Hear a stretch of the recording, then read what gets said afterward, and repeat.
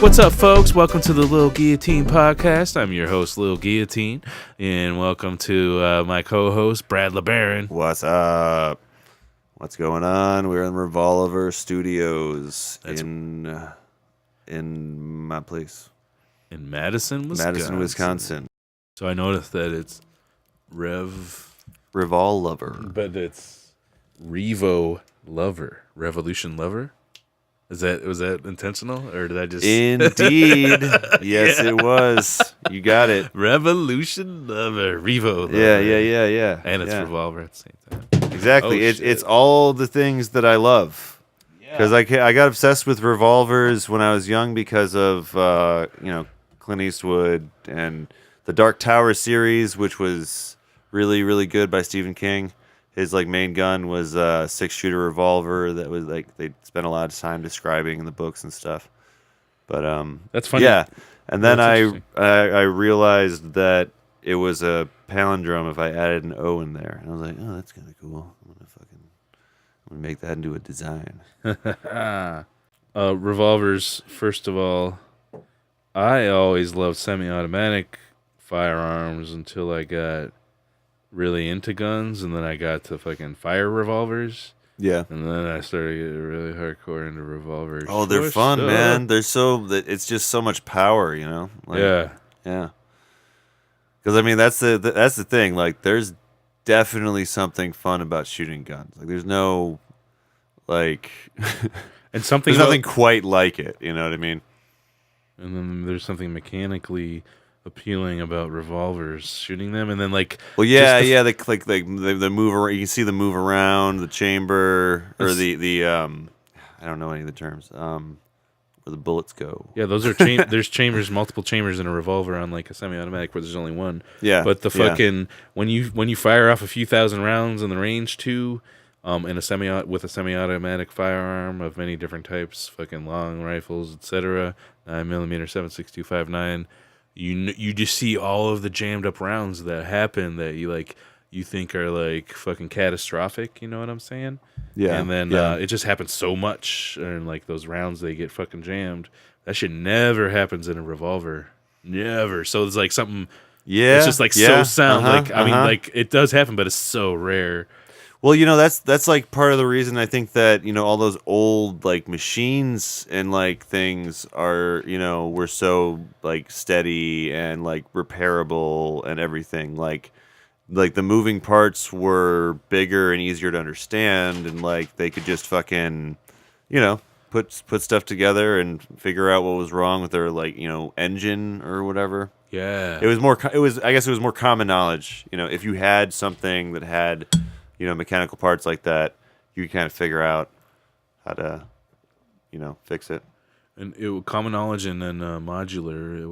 They were just designed modular because planned obsolescence wasn't a thing. Yeah, it wasn't a thing yet. Yeah, so folks were making money off of the repairs, and there was a whole nephew hadn't economic system around repair economy too. Where there was capitalists involved there. Yep. That fucking were benefiting from being able to repair machinery and shit until they figured out. Was it Freud that figured out planned obsolescence? No. So Freud's nephew, I forget his name right now, but he basically kind of took Freud's ideas and then applied them to America and consumerism and whatnot. He created modern consumerism. Edward Bernays. That sounds right. That sounds very, very right. I thought there was a burn in there.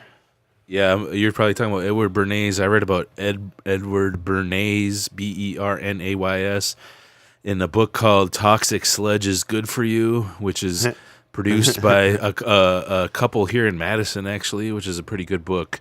Oh, really? And they talk about the PR industry, the birth of the PR industry, and Edward Bernays, and how, he was fucking related to Freud, and how fucking Hitler was a big fan of Edward Bernays, and Edward Bernays created the public relations industry. Yeah. It was a good book, and it's from not Freedom from Religion. It's from this progressive Oregon town. Shout out to Freedom from Religion Foundation. Yeah, they're dope too. Yeah. So they got some. You ever But drive by there? Okay, go ahead. well, my mom was part of their organization. I've actually really? I went to one of their functions one time. Because they were having one in Madison, and Mom was like coming up to the convention, so I checked it out. That's funny because your dad's a pastor. Or minister Yeah. or Oh, whatever, yeah, so yeah, I see, yeah. I see that. Yeah, it's fun. It's fun. Yeah. Yeah. She got free. Yeah, she got it. Yeah, she got out of it. Yeah. I just played. But they just pull you back in. Oh, jeez. Yeah, with their social service work, Yeah. fucking feeding people and giving people homes. That's what pulls me back in, or at least around folks. Oh yeah, exactly. Yeah. They're definite. Like some of them are definite allies. Yeah, like some Yeah. of these folks in churches put a lot of lefties to shame.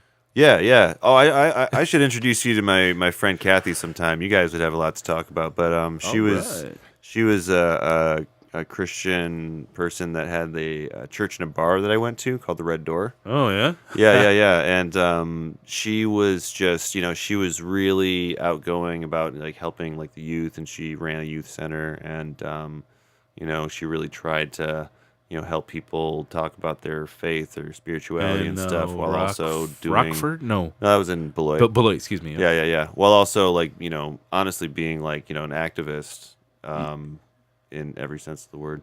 Yeah, that's what's up. I don't know if she would think of herself as an activist, but I think that she is.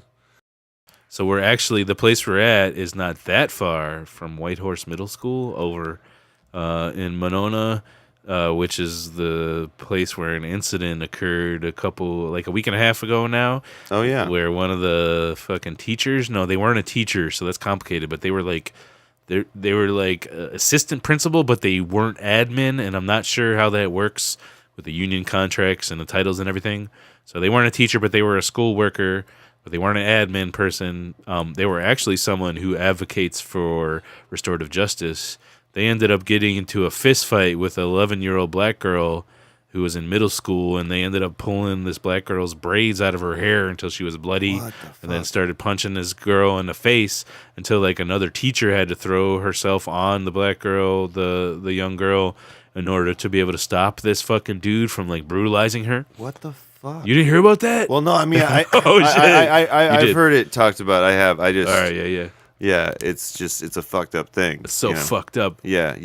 And then the more fucked up shit is that this employee actually still works for the Madison Metropolitan School District, which is utter crap. So wait. So they don't work at the school. They're just like.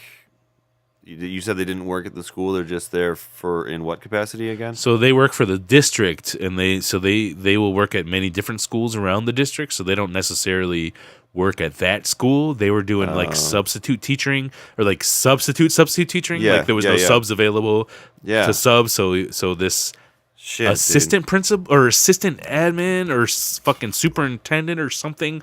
I don't remember the title, but they ended up being a sub, and the incident was like this young girl like sprayed some perfume, and like it had hit some other students, and so a complaint was made. Yeah. And then this teacher came in, and the end result was that this other teacher had to throw herself on this young girl in order to protect her from this white man who brutalized her. That's really messed up. And then the Madison Metropolitan School District came out with this really condescending, like responsibility denying letter just a couple days ago. And so Brandy Grayson, who's a great black liberation activist in town, has come out with a response, and also, she's awesome. Yeah, and also some parents of students in the school district have a response, and they're actually, okay. So I'll just have to wait a couple days to publish this, which probably end up happening anyways, because they're looking for 50 signatures, and it's on the low right now. They want 50 signatures on this letter before they distribute it to the school district. So I'll wait till after they get the 50 signatures to release this podcast, which hopefully will just be like tomorrow or Monday. Well, yeah, that shouldn't be a problem. Yeah, I try to release these on Wednesdays, ideally. Yeah. The podcast. Yeah. But so they're getting together the signatures to get him to resign. Is that it? Or get action taken against him? To sign on to this letter that basically. Okay, so here's the situation: is that Not to be like unions are bad, but actually no, that's so this person maybe isn't protected by a union because they're not a teacher, and they're like they're a superintendent type of deal. They're kind of like one of the bosses, but they're kind of not the boss, I guess.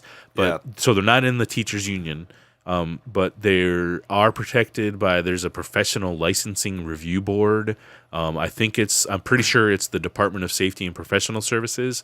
They have a specific committee that deals with this kind of license, like this teacher licensure, whatever the fuck it is that this guy has. Yeah. And so in order to be able to get this guy fired, the Madison Metropolitan School District Board, the school board here in Madison, would have to recommend to this licensing review board that this person get fired, and then that licensing review board would then conduct a review and a fucking, what is it called, an investigation, and then decide whether or not. But they won't do it until the school board makes the recommendation, and the school board has refused to make the recommendation thus far. Wow. Okay. So they have to take it into their own hands and make it happen, right? Yeah. So people showed up at the school board meeting last Monday. So it's like 7 days now, and there was so many folks that signed up in opposition to, in support of firing, in opposition to this racist brutalizer. That fucking the school board decided to like shut down comment, even though like the laws publicly here locally mandate that they have to have public comment and they have to hear everyone that signed up. And then so folks decided to like shut that meeting down because they were like, fuck that. We signed up. We came out here as a community. Like hundreds of people came out because we organized, you know what I'm saying? Yeah. And it's a public fucking meeting, and the law says they're supposed to listen to us all. And so folks like shut it down. They were trying to go do their meeting without listening to us. So chanting happened, you know what I'm saying? And nobody was able to listen to anything, or the meeting was not able to happen because the community shut it down. And so the school board went ahead like cowards and went into the back room and conducted the rest of the meeting. Also another breach of the law, in my interpretation, as not a very good legal scholar. But nonetheless, like this is a public meeting that, I mean, they do this all the time. This isn't the first time the school board has done this on us. They go and meet in private and fucking do the rest of their shit with like the protection of the cops and security guards. Yeah, I mean, it's the school board. Like they're aren't some of them elected officials? They're all elected. I was about to say like that's elected. Those are elected positions, right? Like then it should absolutely be public. Yeah. Yeah, I mean, it might not be what, pretty or what you want it, but that's the public. You got to deal with them. Yeah, that's your job. Fucking A. And sometimes there's laws that say that certain elected officials, like Congress and shit, don't do. Like they had a closed door session with Michael Cohen a couple days ago.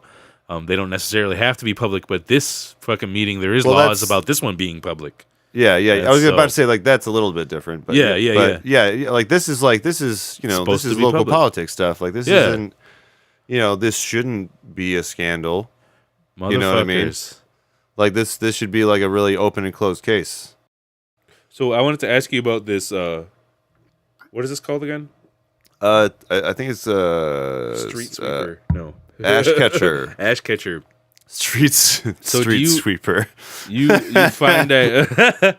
So like I'm starting to just like get into this because of how nasty my bong gets because I just smoke so much.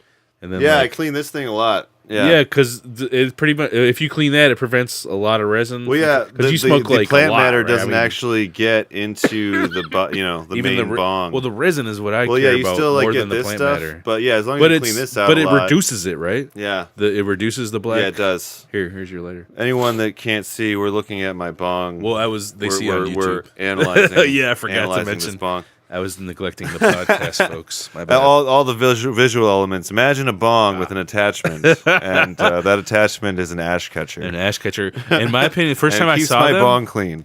The first time I saw them, I was like, "Oh yeah, it's another stage where you can get another filtration on your bong. Because when I was a teenager, 15, 14, no, I didn't smoke that much when I was 14.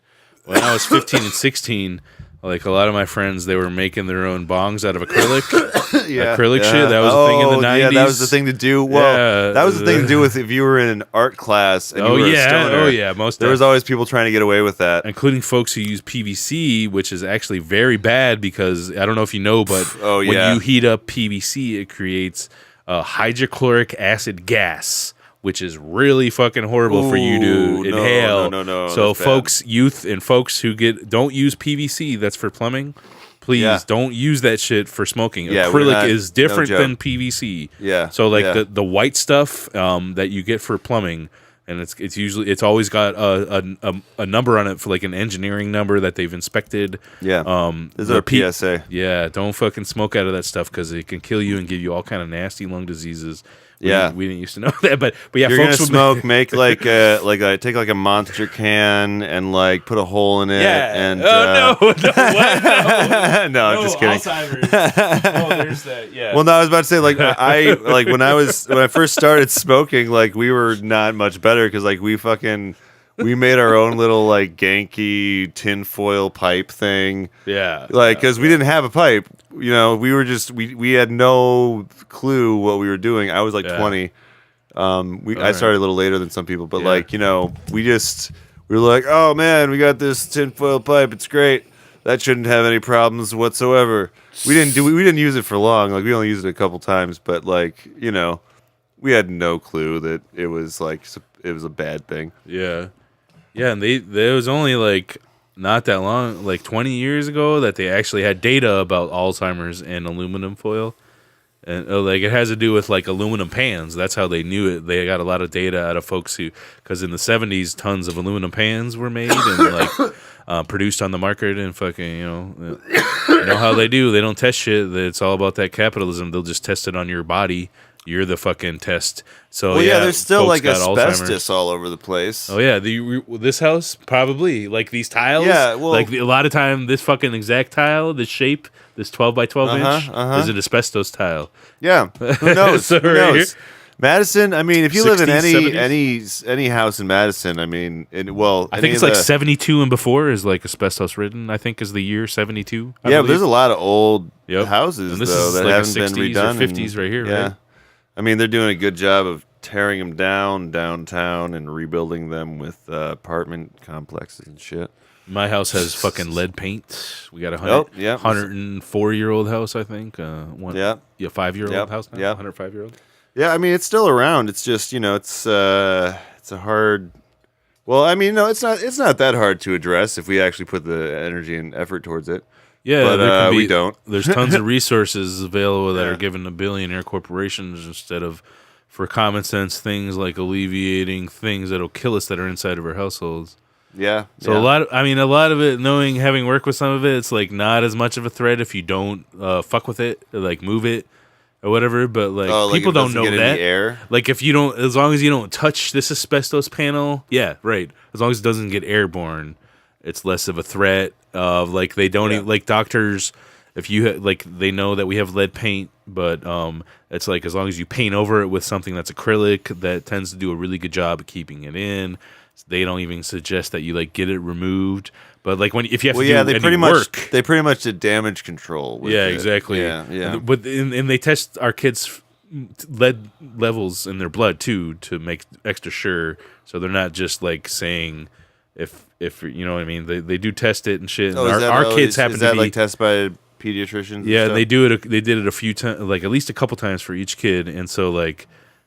We happen to not have a problem in our house, but yeah, anytime you have to knock down any kind of walls, there's all types of extra work. If you're doing some you have to construction, seal up. Yeah, me and my wife did my daughter's room, all types of construction. We had to seal off the room and fucking take off your shoes, change your clothes when you get in there, take a shower after you get out because you can't have anything. You got to have all this fucking plastic on the walls. I was gonna say, didn't you used to do some like plumbing stuff? You know, I'm a master plumber. I still do. Oh, that's right. You're a here master. I'm a master. Yeah. That's right. And it's not the irony of the word master is not lost on me as a fucking revolutionary, radical, wobbly, fucking IWW member. It's a nice title for the roster, though. There was the one comrade who, unfortunately, I don't know, it's not unfortunate, but I'm not going to mention their name, but they produced a thing and it's going down that was critiquing IWW. But whatever, you critique IWW. That's what's up. People can do it. Critique whatever what they want. But they used to be in the IWW. They're no longer more. But I still consider them a comrade, and I would like to organize with them some more.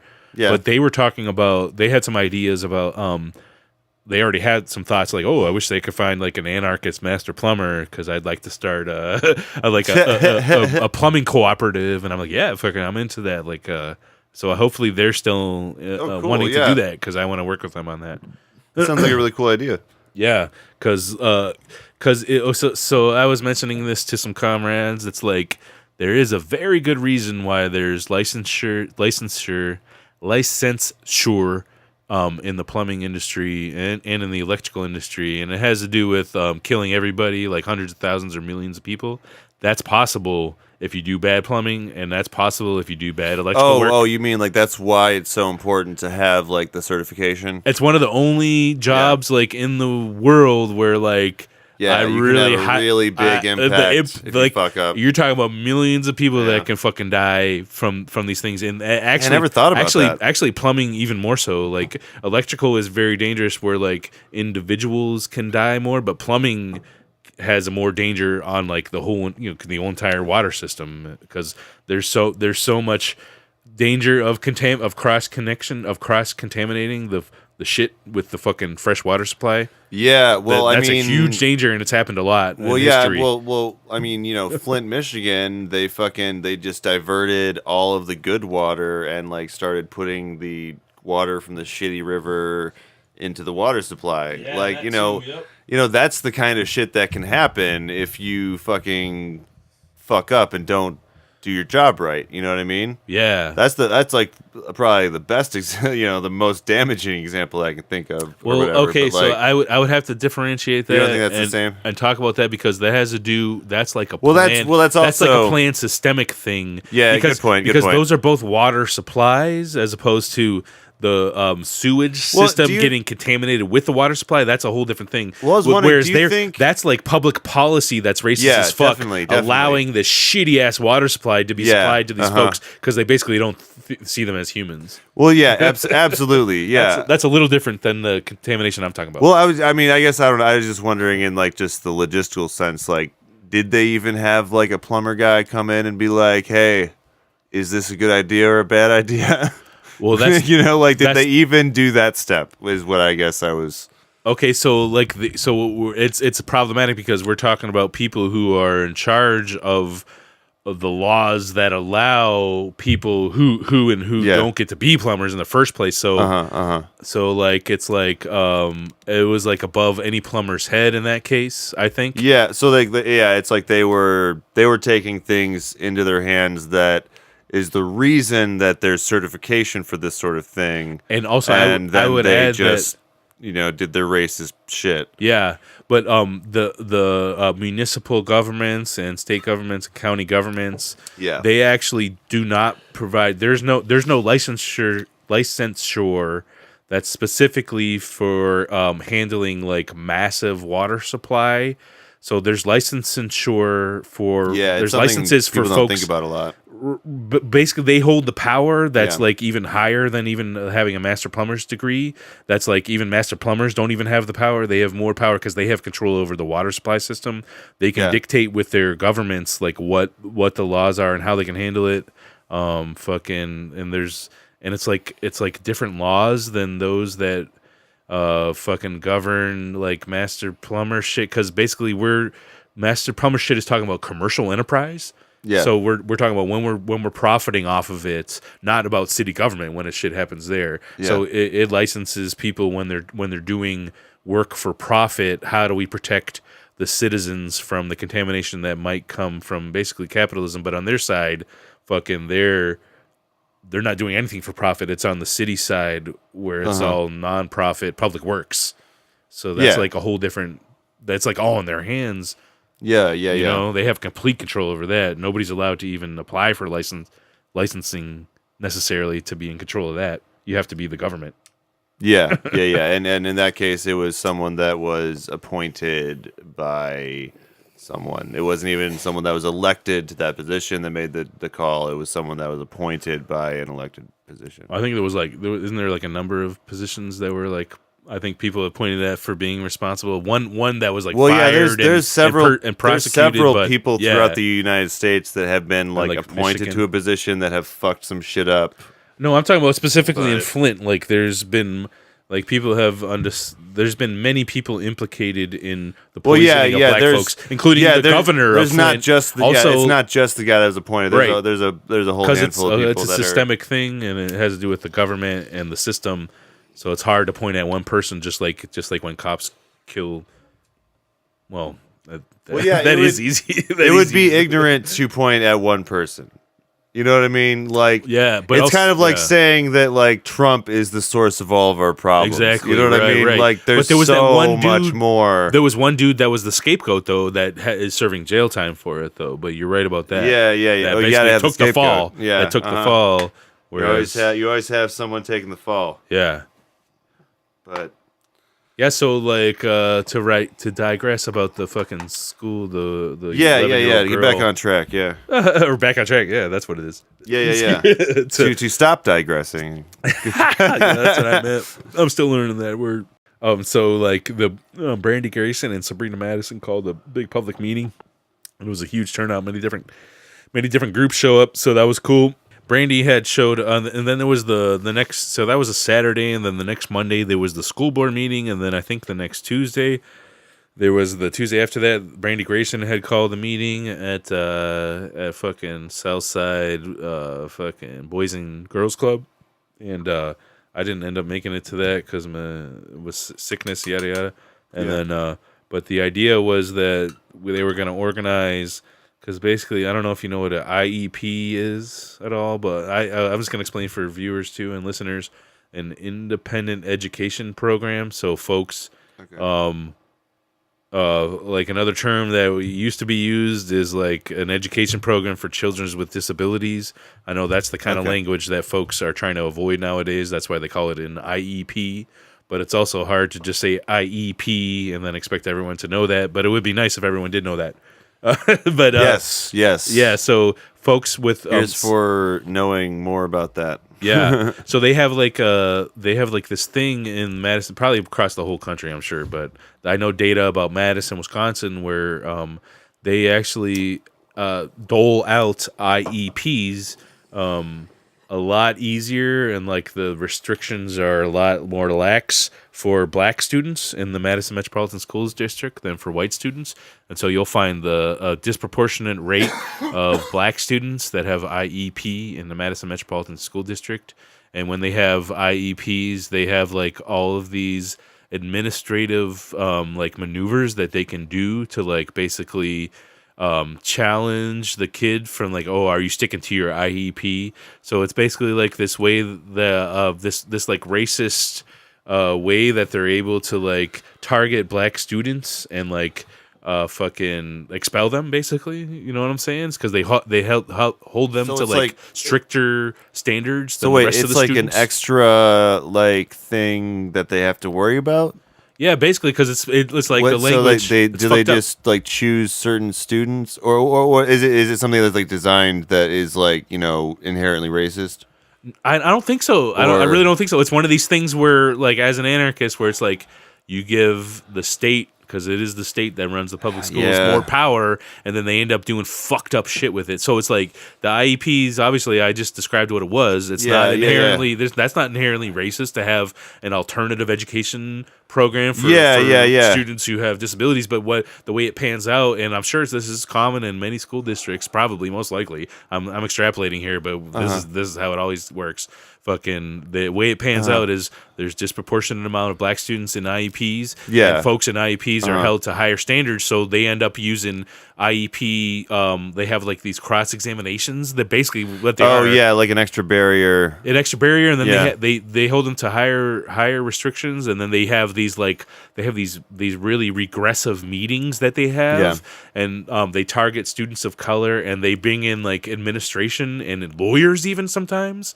and Yeah, they're intimidating like these students of color and their families. Well, And yeah, so, they yeah, go ahead. sometimes even. Well, I have a friend that works with some special needs classrooms, and yeah, one of the things is like sometimes like they will have that problem where the person that's teaching them or taking care of them is thinking that they're being violent when they're Right. just acting out a little bit.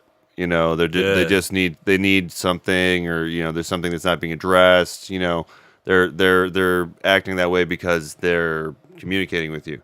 Yeah. And there's some people that I don't know if they're just not cut out for it or what, but that kind of they patronize the students and kind of put them in this weird kind of box.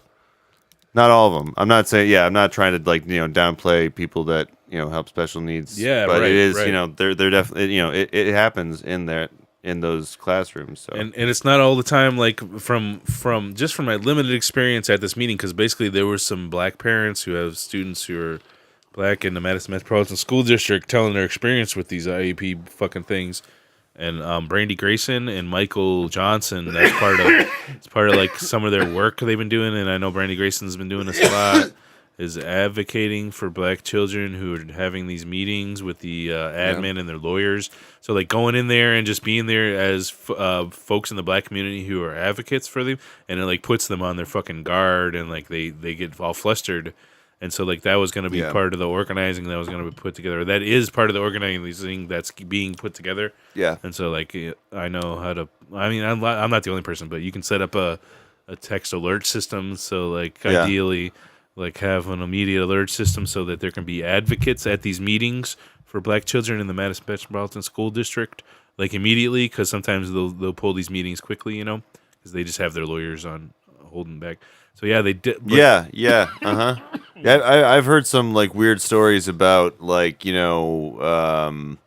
administrative types talking to kids before kids even get a chance to talk to their parents or like a lawyer or something. You know what I mean? Yeah. And like it just completely breaching like trust. It does happen. Yeah. Oh, I'd like to add, because you mentioned that, about the girl who got brutalized at Whitehorse Middle School last week. So apparently the cops came, obviously the cops came, and then the mother of the girl, they wanted to press charges against the white teacher that had pulled her hair out, because it was pretty obvious there was some brutal shit.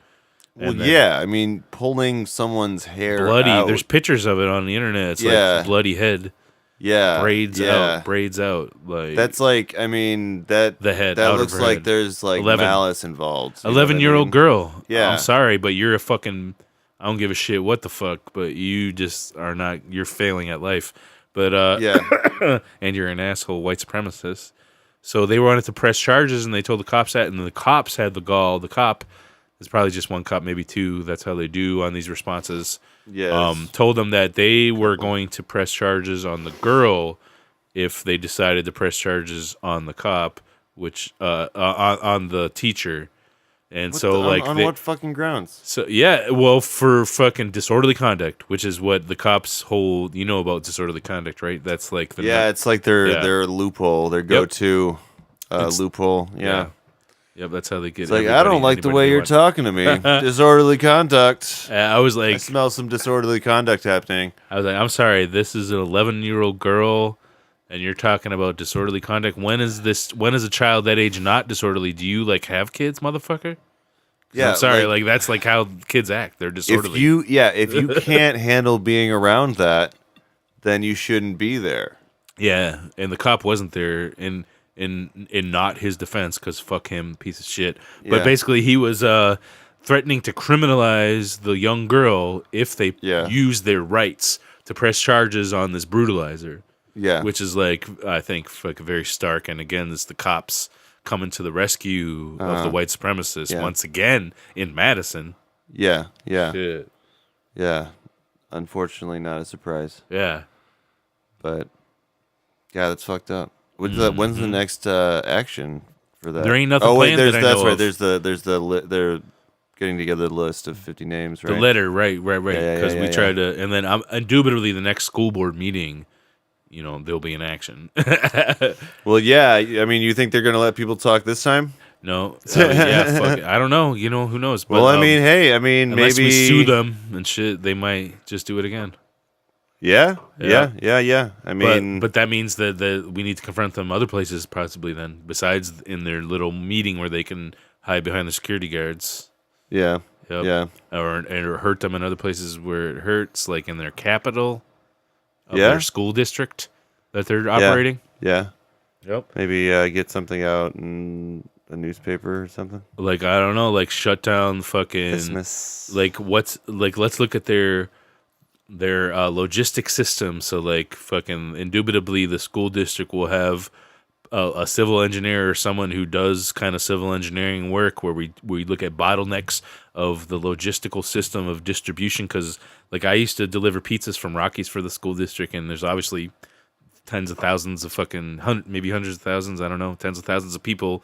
And like, there's a lot of logistics that happen, and that means that there's a lot of coordination. And that means there's bottlenecks somewhere where like they have problems moving shit, where they're vulnerable of losing capital. So I don't know if that makes sense because they are a public school district. If that makes sense to do, but maybe it does. But anyways, the idea, the general idea that we need to think about if they're going to go in private all the time behind their security guards and cops at these school board meetings. When we speak up, then we need to think of something else. I feel like honestly, I feel like as far as schools and administration types go, they mostly just respond to public image shit. Oh yeah, they're vote. Yeah, You know right. what They're I mean? voting. Right. Good point. Yeah. They vote them in. So there's your Yeah, there's like your choke point. that's what like when They're not capitalists. They're voted in. Yeah, Bet. what was it when that there was that college football team that was protesting. You're talking about for Black Lives Matter. Mizzou. Yeah, Yep. Mizzou. Yeah. Like Missouri. they University. didn't care about it until all of a sudden, like the team was like, "All right, well, here's something you do care about: fucking sports." Yeah. So like, yeah, right. like you're gonna have to deal with this, or else we're not gonna play. And that immediately had the impact because everyone's paying attention to it. There's that they had to they were publicly shamed, and they had to Right. respond. So Dave Zirin, who's a comrade in the International Socialist Organization, I think it was him who wrote the article, but he wrote an article about there was a lot of there's shitloads of capital involved in the football. But you're right, there's publicity sports too. in general, so yeah. there's publicity too. So it is a double-edged sword there. Yeah. You got your capital and your and your public image shit happening. Yeah, and that's anyone that's playing politics gives a shit about their public image, and if you got to get voted, they don't want to permanently tarnish that.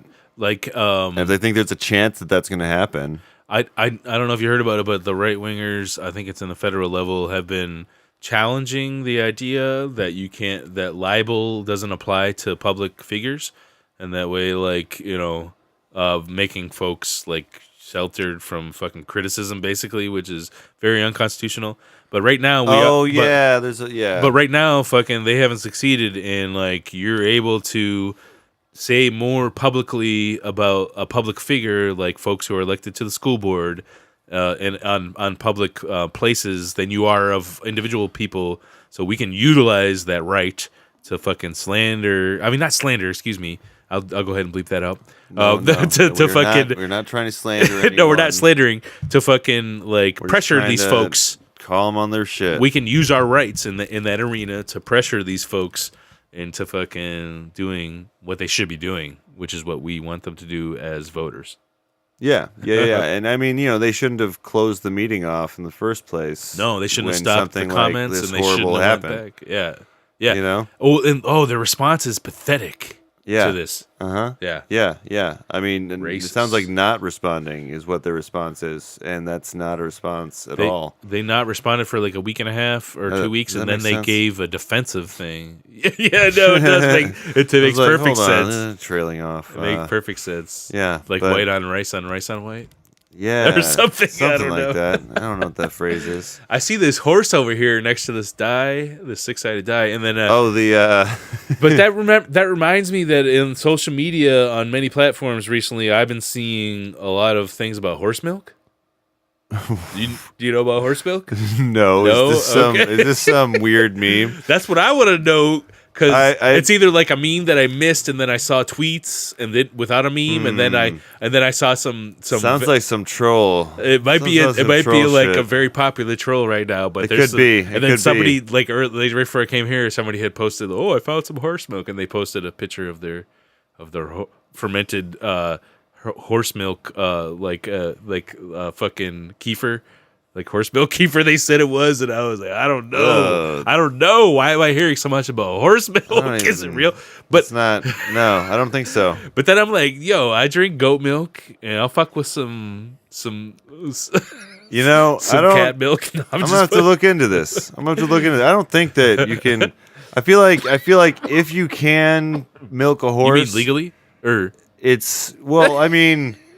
I feel like it's probably a very difficult process. Milk a horse. Like they're not like made to like, just pump it out like cows, They don't have udders and shit. Is cows are like we've designed them through we've bred them through thousands of years to just have large amounts of milk in them. You know what I mean? And easily accessible. But yeah, there's some folks who. But I can't imagine a horse's milk is very good. It's all about the tools. You just got to have the right equipment. I suppose. You add a little bit of sugar in there, add some flavor. Well, this is fermented, allegedly. I really hope this isn't something really fucked up. But I mean... because we don't even know what the meme is. I don't know. Hopefully it's not it seemed like lefties who were talking about it, so it seems like a safe topic. I don't know. I'm assuming. But the fucking horsies, that milk, I had a really good point. About your horse milk. It's fermented. It's good for the gut. It provides culture. So the horse milk, it's happening.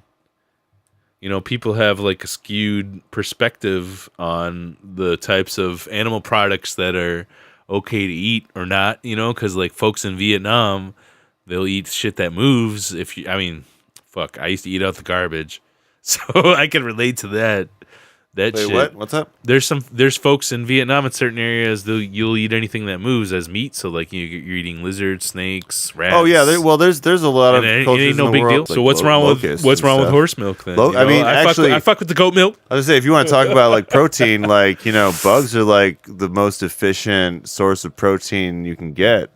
Yeah. But like about the mealworm burgers and like yeah. I mean, if it wasn't so gross, That's just like a perception. That's exactly. Like if we didn't think about the fact like these creepy crawly things are in this, then it would be fine. But like that here tastes good. I mean, I'm not saying I'm gonna eat a worm burger. I would, but like I think I like mentally I can prefer a worm burger over a fucking lab grown beef burger, and like just I don't know, I can cope with that a little better. Yeah.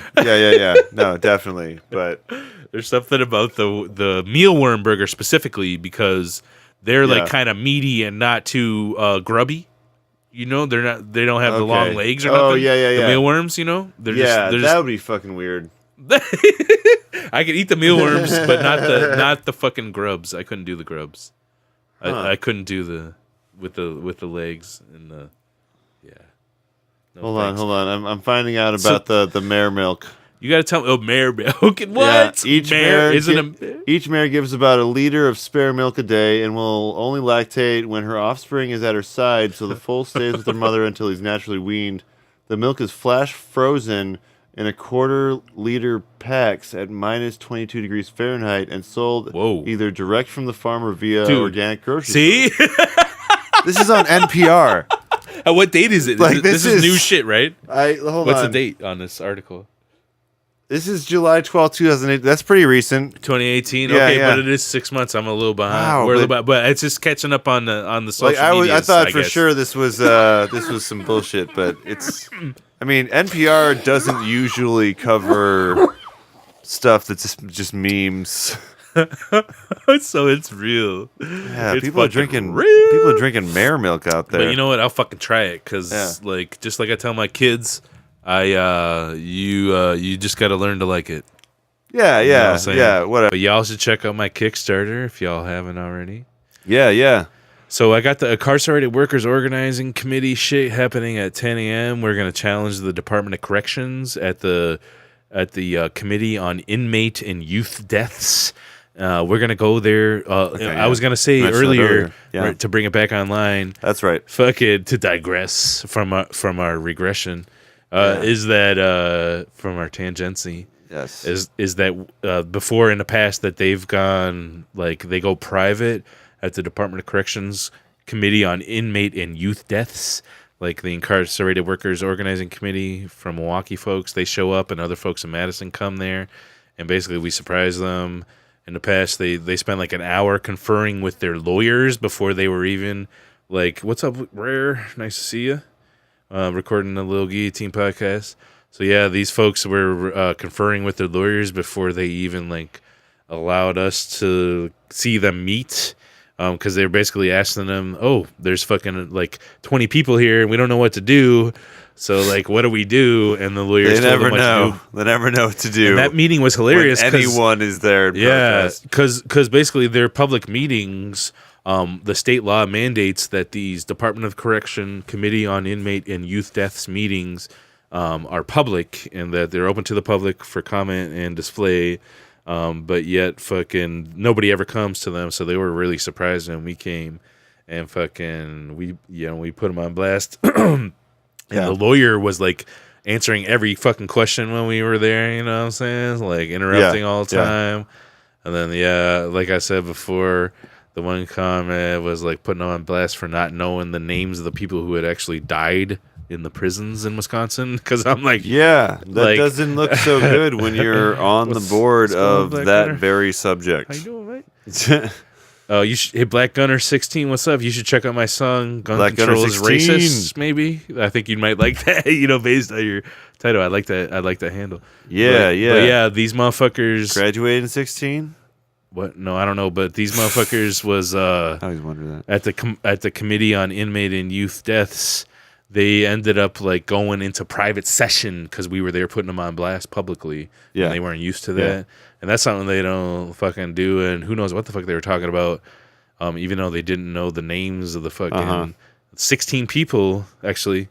But anyway, 16 people who had died over the last 16 years. And that was just at the Milwaukee Secure Detention Facility. Not to mention all the other folks from the different fucking, all the other prisons around Wisconsin. So 10 a.m. Thursday, Madison, Wisconsin, Department of Corrections. We're trying to not put them on public blast yet because we don't want them to know. We want to fucking secretize it so that they don't know we're coming and shit. Because a couple times we didn't show up over the last year, but we've been there 3 times, I think, over the last year. They have a meeting every 3 months. Yeah. And so folks should show up to that. Yeah. I'm trying to think of the other shit. There was the Brandy Grayson, the General Defense Committee of the Industrial Workers of the World that I'm with. So, yeah, you might be interested in this, too. We're reading Bell Hooks. I don't remember the name of the book, but basically it's about, and I think Bell Hooks has written about this a few times.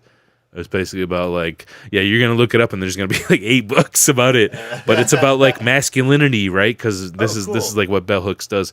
But it's about, like, feminism and masculinity and racism, but and vulnerability. I forget the book, but we're reading it.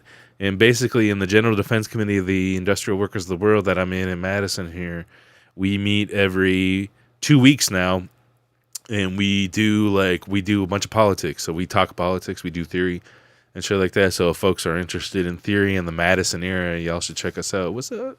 Hey. Yeah. Y'all should check us out. It's gonna be this next Sunday. What's the fucking date today? It is the... It doesn't say on there. What is It's it? so complicated. 4th. It's the 4th. It's March 4th. So that means it's going to be the 10th. On March 10th at 4:30 p.m. Okay. We're having a meeting and we're going to discuss Bell Is Hooks. the book The Black Will Feminist. to Change Men, Masculinity, and Love? That sounds right. The Will to Change Men, Masculinity, and Love. We're going to be reading chapters 6 to 8. Yeah, that sounds about right. Yeah. Yeah.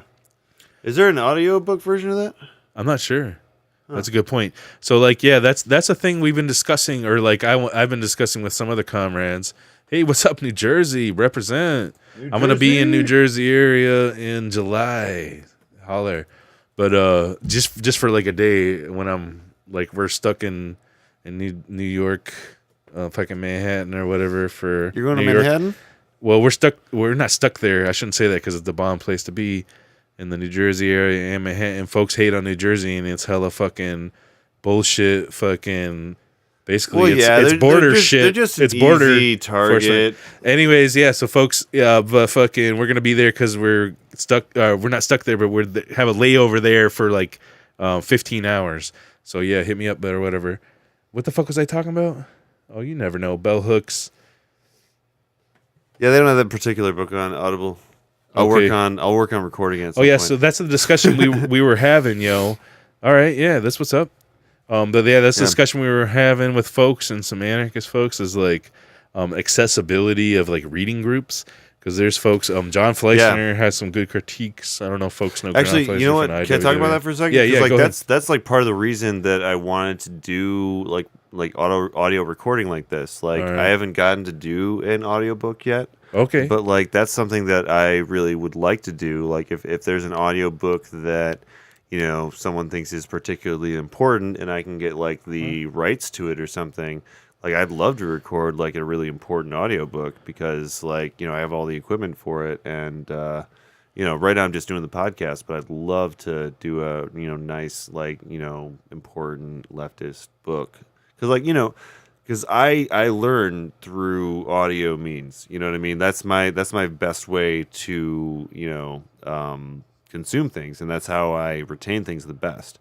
And so I really, really appreciate it when there is an audio version of a book available, because I think that it democratizes that information and that wisdom that you can gain from it.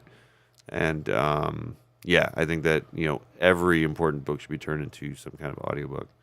So, you know, shout out anyone that has an audiobook that they want recorded, hit me up. I'll check it out. Is there a lot of restrictive licensing issues on audiobooks? That's exactly the problem. Like it's the reason I haven't done it yet is because it's the copyright law is kind of what about like some Kropotkin? You can like if there's something like I can record something like super old that's already been recorded a bunch of times, but I would like to record something that's like, you know, more modern, that's like really important that hasn't been recorded yet, you know?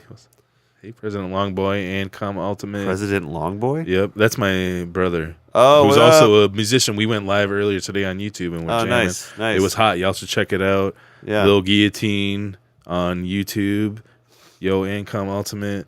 But yeah, you were talking about audiobooks, and I think that's a really good point. And I was also going to talk about some conversations I've had with anarchist comrades about accessibility, especially like folks who are formerly incarcerated, like, or necessarily, because like rates of literacy are lower amongst certain folks in society. And so like when you when you are reading books that are extremely hard to like access, I guess is one way people say it, but I don't know, that's kind of controversial language. Not controversial, but I don't know if that's the best way to express that. But well, I mean, honestly, when you're reading like books that are geared toward academics and that are very verbose and that very long, you can really exclude a lot of people from boring. Some of them, you know what I mean? But you're necessarily excluding a lot of people from your political conversations that are important to your organizing, if that's what you feel like. Yeah. I mean, well, like, and that's like that's why it's always been easier for me to consume that stuff when it's read to me via, you know, in audiobook. For real. Yeah, like and the thing is, even some of the audiobooks though, I'd like to even re-record because they're a little too dry, or whoever's reading it, you know, is just a little too I don't know, monotonous or something. Yeah, like I'd love to even re-record some stuff just to be more. And Kropotkin. You should. Well, yeah, because like I want people to be excited when they listen to this stuff too, and not lose focus. Yeah, you know what I mean. And you know what's up with the Marx and Kropotkin? With the anarchist communist shit. Yeah, but the Yeah, but I was also gonna say like fucking there's successful reading groups where you just take like short readings, chapters or whatever, 10 minus pages, and shorter chapters. Yeah, and you print it up at the reading group, and folks read it right there. You take like turns reading a page or like a paragraph, and like that's a really accessible way. And also audiobooks is what's up for sure. And like and like that's not to because like the fucking chapter reading shit will even folks who don't even have internet. You know what I'm saying? Like we organize with a lot of homeless folks. Yeah. In the GDC when we do the free meal, that would be really accessible for folks who are homeless and like don't even have a home or necessarily internet. Although a lot of folks who are houseless or homeless, do have internet, so that's a good thing nowadays because that's definitely that's a definite change. Well, and that's definitely something that like we need in order to everyone nowadays access you need internet. Kind of like back in the day, you needed a phone line in order to be considered like serious about stuff. You know what I mean? Yeah. Nowadays, you need the internet. Yeah. If you don't have the internet, people are gonna be like, "What? You can't check your email? What are you talking about?" Yeah. It's just assumed that you can.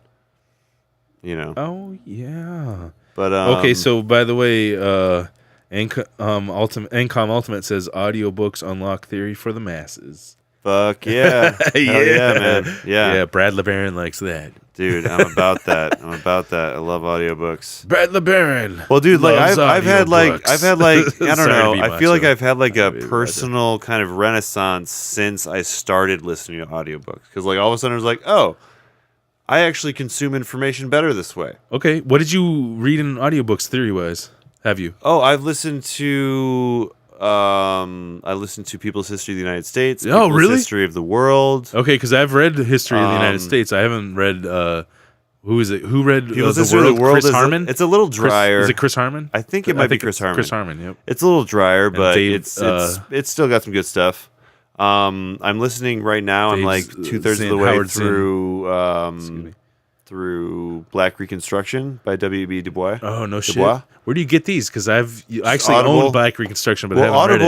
Audible, you get $1 credit a month or whatever. So for free? Yeah, I just download. I choose not a like plug for Audible. I choose. I know, no, fuck Amazon. Jeff fucking Bezos. But no, so I have. I use the 1 credit a month on like the longest book that I can. You know what I mean? So I find something that's like 15 or more hours. Those are all good books you mentioned. Yeah. And, so I mean, I mostly listen to nonfiction on Audible. I wonder if they have People's History of the Russian Revolution or History of the Revolution by Trotsky. Oh, Restaurant Resolution? Shut the fuck up. No, that's it. I'm sorry. That's what I thought you said. I read that before, but it's long. And I was just wondering, and I don't necessarily push Trotsky's theory. I don't necessarily hate on it. I think folks should read shit and make their own decision. Yeah. But fucking, that's a long ass book that's very verbose with many phantasmagoricisms. Phantasmagoricals, Trotsky coined that term. But I wonder how many hours like the History of the Russian Revolution is. What book was 12 hours? You said 12 hours? Oh, let's see. The Black Reconstruction is like I think it's like 18 hours total. It's 18 hours? I'm like 12 hours through it. I guess if I think about how long it would take me to read that book, let's see. So I can read like 10 Your 10 an hour. Life? It's not that big, bro. No, it's not that big a book. It's not that big a book. I get that, but the thing is, like, there's some of these books that I would not have read. You know what I mean? I wouldn't have sat there and read page by page because it's a lot of data. It's a lot of like, oh, these guys voted this way, and these guys voted this way. It's a lot of. I love that shit, man. It's a lot of really dry stuff, but like, I would not have like sat there and read it. I would have fallen asleep reading it like in a book. You're tired. But like, I can hear it when I hear it. It's like, okay, this is. Yeah. I can retain this. Yeah, and I shouldn't be. That's the thing you were mentioning about. I don't mean to be privileged because I do connect well with like traditional reading. Well, no, I could usually read like 10 pages an hour. I think that as an average. Well, I think that's one thing that is like kind of missing from like education is like discovering how it is that you learn in particular. Yeah. Because everyone learns different. Everyone learns a little bit different. So, like, you know, I think that if that was a focus much earlier on in schooling, just figuring out what your primary mode of, like, absorbing information was, you know? Yeah. If you, like, you know, think of it like you're a robot or some shit.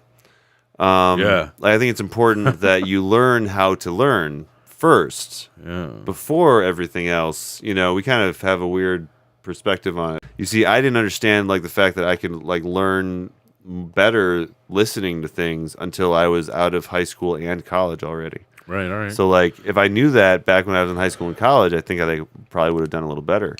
Yeah, they don't really have those type of media available. All they do in the library or whatever. They do what they can, but they're, you know, that's one of those things. It's like, you know, funding resources. Yeah, funding's hard for that kind of stuff. Yeah, for real. But then, you know, it's not to grandicize fucking public education either, because it's fucking institutionalized and mechanized like a motherfucker. It's not perfect. It's bureaucratized. It's not perfect. Yeah. No, I mean it's like I don't know. And, it's gross. And it's I don't know. I think it's gross, but I support teachers' unions. Definitely taking. That's how I see it. Yeah, but it's definitely disgusting. But I support teachers' unions. Well, I was gonna say like it's definitely taken dives since like fucking No Child Left Behind. You know what I mean? Like my school was. I don't know. I guess I'm going a little deeper as far as like they schools. Yeah. Well, I don't know. Well, my school. Well, my school like actually. Soledad Brothers. What? Soledad Brothers and shit. I'm not sure. No Child go ahead. No Child Left Behind was the thing that Bush did. Yeah, you know, I know. I know. So it wasn't Bush. It was his Secretary of Education, which was Arnie Duncan. Oh, okay. Specifically, I mean, it was just one of his goons. Yeah.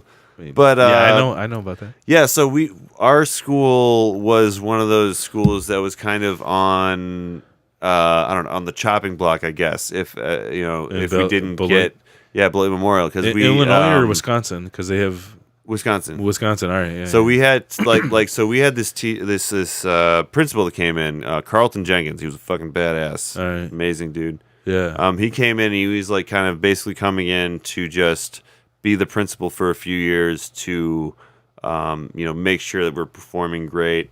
I mean, it was a great change for the school or whatever. But I mean, like, you know, it was also like, it was, you know, we understood that like, if we don't do well on testing this year, like our funding's on the line. You know what I mean? Like, and that was a really fucked up thing to like put on these kids. You know, fucking A. Yeah. No Child Left Behind was a really messed up thing, and like, it got in the way of things. And I mean, there was already problems before affected. that. I was like out already. Yeah. But there was people before that for sure. But like, you know, it's definitely something that's contributed to the state that we have now, where, you know, people flock now to the private schools and try to, obviously people on like the right will, you know, talk about how they want to get more funding for private schools and take funding more away from the public sector into the private sector as far as education goes. You know, like, you know, Betsy DeVos, like she's, you know, she never set foot inside a public school. Is that the deal? I don't know. Is that true? That's what I don't know. That for yacht having ass. That could be like conjecture. I don't know if it's, but like, you know, she's obviously not from a public school background. Sure. You know what I mean? Like she's not. Yeah, so she's got the last person that should be in charge of something that's purportedly the department that takes care of public schooling. Yeah, and just fucking is boogles and googles for sure. But yeah, I mean, I definitely agree though that schooling is definitely not perfect right now. It like public education. Public education. Yeah, but I feel like also part of that is that it's so constrained by the constant changing of, you know, funding and goals or whatever. Like, there's not much consistency. I mean, it's public policy, right? Yeah. It's subject to public policy all the time. Well, yeah, absolutely. But I mean, like, I don't know. I feel like there was a lot of times when, like, teachers' hands were tied in certain respects as far as, like, you know, what they wanted to Oh teach yeah, the children, you know. it's not the teacher's fault; it's the system which is wrong. Yeah, like I had a few teachers that really stepped outside of the boundaries Hell and yeah. like got in trouble for it. I got all even. kinds of cool ass Yeah. communist and wobbly Dude, teachers that I okay. fucking love. Yeah, shout But out I still hate the public school system, but I Dude. support teachers and Shout their out unions. to Miss DeForest Davis. She was a teacher that like Yeah, she assigned us one time. She wanted us to defy authority before the next class session, Ha. right? Yeah. And so we all decided that unanimously we were not going to go to class the next day. No shit, huh? So Just that's like how we these folks- defied authority. climate strike. And she was so proud of us. Oh yeah. She was so proud of us for like doing it in such a like, you know, organizing and doing it in such a great way. You're you a know? communist influence. That And I sounds was just great. like, dude, Communism. yeah, I was like, you've taught us a lesson today, you know, like, Hey, and what's up? but yeah, she would get like, you know, she would Weed get some Witch trouble. Coffee 420 in the house. Ooh, all right. Weed Witch Coffee. Weed Witch Coffee No, 420. I'm sorry. Weed with Coffee 420. Oh, which is nice. also some very nice combinations. Tasty. That I also partake in. I do Yeah. not partake in the witch craft as much, but I'm open to it. Yeah, I know a few. So this what you said about fucking like when they had No Child Left Behind affecting y'all, like you had to take the tests. Yeah, and it well, was yeah, like there your was a few funding on the years- line, and like the Yeah. children were even like affected by it. Well, yeah, and they well, there were was like, a few "Oh, we years gotta-" where it was like, oh, real yeah, comp dude, you show. guys, That's like, right. well, you know, they just cracked down, like, you know, it's like, dude, this test is coming up. You guys really got to pass Yeah, this. they like, try to use morale and like, Well, I mean- your your affinity or your like, Yeah. fucking, what is it called when you worship some shit like at work? I don't know the phrase I'm talking about. They try to use your fucking love of the school against you to like exploit you.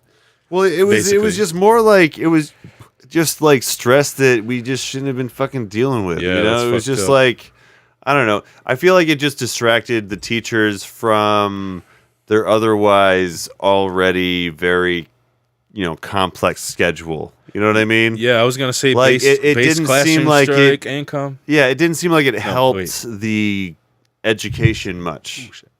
Yeah, no, based income. Excuse me, income. Ultimate was talking about base just classroom stressed us strike. out. March 15th, fucking classroom strike. I think there's another national event in addition to that. But did you hear about that? The East High School, fucking in Madison, and it's happening across the country. Anyways, in Madison, the high school students are gonna walk out on March 15th. Of course, like led by other students across the world, the globe, internationally. Like I think in Belgium is where they were first starting to do it, and in Switzerland, or no, it was like Denmark, I think, where Greta Run, I don't remember her name, but anyways, she's a little bit liberal in some of her beliefs, but definitely a cool ass figure. Because I'm really stoked that the fucking youth are like getting involved with this, because I'm really excited that maybe I might be able to live until I'm like 75, which is like the expected life expectancy that I expected when I was growing up. It might be possible if these youth are able to fucking rise up and fucking, you know, do some militant shit, which, you know, the youth do. But in Madison, March 15th, 11:30 a.m., at East High School on East Washington Avenue. That's where folks are congregating. Then they're gonna march to the Capitol, just like they're doing in Brussels to the UN. There, I think it's the UN, right? Or either it's in Brussels, or it's the EU headquarters, or both. I think. And so, yeah, that shit's hot. But anyways, the fact that Brad, you were talking about like y'all were fucking helpless, and like basically you had like the last test on your line before like y'all excuse me, y'all felt like you had to pass the test, otherwise you would have lost like your school basically. That reminds me, I don't know if folks watch The Losers shit on Netflix, but yeah, that's a pretty cool documentary. I like it. It's like basically a documentary that's about athletes that came like second place, and they did a really good job looking at Syria in France, which was a black figure skater who was like super fucking bomb and did backflips and did quadruple fucking turns. But the racist, you know, constant racist bullshit with the judges always passing her up because she doesn't fit, you know, using this coded racist language. But also fucking that was also reminding me specifically when you talked about like the tests that were gonna mean the end of your school if you didn't pass them. Yeah. Reminds me of the Torquay United. So episode of Losers. In the Torquay United episode, it was a pretty cool episode and shit. Where it was like about a soccer team, and like it's cool looking at the way they did the English fucking teams. It was the first time I learned about Premier versus Championship versus tier. I don't know if it's called Tier 1 or whatever it's called. It's Tier 1 and Tier 2, but Tier 2 is at the bottom, then Tier 1, and then Championship, and then Premier League. But anyways, any club is allowed to like fucking. Oh, yeah, I think I'm getting this right. Is allowed to like advance up and do championship and shit like that. But anyways, you can also get booted out. Like they had this new rule. But the Torquay United episode was cool or whatever, but then they turned it into like some pro-cop propaganda bullshit at the end. So I'm just going to go ahead and like, okay, here's spoilers. Spoiler alert. Losers. So whoop, whoop. Losers, the fucking new documentary shit on Netflix. I'm about to do spoilers on the Torquay United episode. Yeah. So here we go. In that episode, basically there was this team which was like bottom of the barrel. They were about to get kicked out and no longer be able to like play soccer and like lose all their money and become bankrupt if they didn't win this one last game, Torquay United. And their star player ended up getting so basically like the fans, as they do over in Europe, they were like close to rioting after like some bad calls or some shit, or like or somebody did some bad moves or something like that, and the fans were getting rowdy, rioting, like close to rioting. So like these cops decided, these fucking bobbies who don't have guns, unlike here in the United States where they murder. Anyways, they fucking they decided to bring their dogs out and put them on the sideline in between the fans and the players. Yeah. And then they were there for a while, and I guess it worked for a little bit anyways, and like calmed the riots from happening, allegedly, because the cops are full of shit anyways with their fucking riot techniques, because they basically are rioters themselves. They're the fucking massive rioters over any police or over any crowds. They go in and they fucking riot themselves. So they brought the cops in, and then this is a Torquay United Losers spoilers, folks. Netflix. For folks who just joined in. What's up? Income Ultimate Science Made Easy. How's it going? Science Made Easy. Yeah, and so fucking the dog ended up biting with the star player for Torquay United. Yeah. And like injuring the star player, and because of like some rules, it was either the star player go out and they go down to, I think, 10 players instead of 11. And I might have got that wrong. I think that's right, though. They have 11, and then they just like in hockey, which folks in the United States are more familiar with hockey rules than soccer rules. At least that's my experience. Yeah. I'm from Pittsburgh. So I'm biased. It's like a hockey city. Well, some Americans know about it. Yeah, so they would have went down to 10 players. So and they would have been kicked out of the league and went bankrupt if they lost this game. This player was gouged in the leg. Stakes were high. Turns up he needed 17 stitches that were like 3 layers deep in order to fix the injury that this police dog had done on him. And the police, basically, he was running towards the sideline, and the police dog freaked out, and fucking the cop failed to fucking control his fucking vicious weapon, and this player. So then this player decided to play anyways, and then Torquay United like tied, I think, and ended up. They got the tie, and that meant that they were not kicked out of the league, and that was like this huge thing. Yeah. But anyways, at the end they turned it into this fucking bullshit police propaganda, and like the police, like, and I'm sure it's just like the Fraternal Order of Police here in the United States. They ran all these commercials, and they had this like dog apologize. They had this like sappy meeting where this fucking police dog apologized, and they ended up making the police dog the hero of the situation, even though this dude who fucking was a star player was like needed 17 stitches and like played hobbling and fucking ended up getting the tie, and they turned it around with this police propaganda. In this episode on Losers, they did a really good job at propagating police propaganda. How did the dog apologize? How does a dog apologize? Like, I mean, that's how they framed it. They had the dog visit the dude. Dog doesn't understand the concept of apologizing. They turned it into some bullshit. Fucking lick the boots of police. So they propaganda. just used the dog because crack. everyone loves dogs, right? Yeah. They're like, oh, it's a dog. You can't be mad at a dog. Yeah. And I'm like, why do those? That's why I get mad every time I see cops? one of these like videos about like cops like acting goofy and stuff. You ever see those? Sure, like doing fucking basketball with youth and shit. Yeah, they're like, oh look, we're just like you guys. Yeah, we're one of you guys now. It's like, no, don't pander to me like that, man. Just what? Yeah. Show me that I should respect you by doing your actual job, which is bettering the community. Actually. But that is not their actual job. Well, I know. I'm just saying, like, that's ostensible that's what job. their purported job is. Yeah, you know what I mean? Purportedly ostensible. That's what we say that their job is. A world without cops is possible. A force of the folks is unstoppable. The heads of the Hoosier are choppable. And every state is toppable. Abolish the 12 and stop all double. We got the South South incomparable. They're really quite useless to strike at the hole. Black body beating until prison's every place the cops stay. Every way we can fray. Every day the man pray. They be thinking over their own graves. Fuck the police, fuck the police. Fuck the police, fuck the police. Fuck the police, fuck the police. Fuck the police, fuck the police. 12 on the block and they phonies. Fuck around now, there's dead homies. Serve and protect their class cronies. Abolish them first, then we growing. We be out smoking our stogies. Sipping on 90 lead stolen. Hugging each other like rolling. Drugs in the air, but no worries. You need to get taken no boat. The street not be hungry, revolt. Complete stopping hunger, global. We see cops as heroes no more.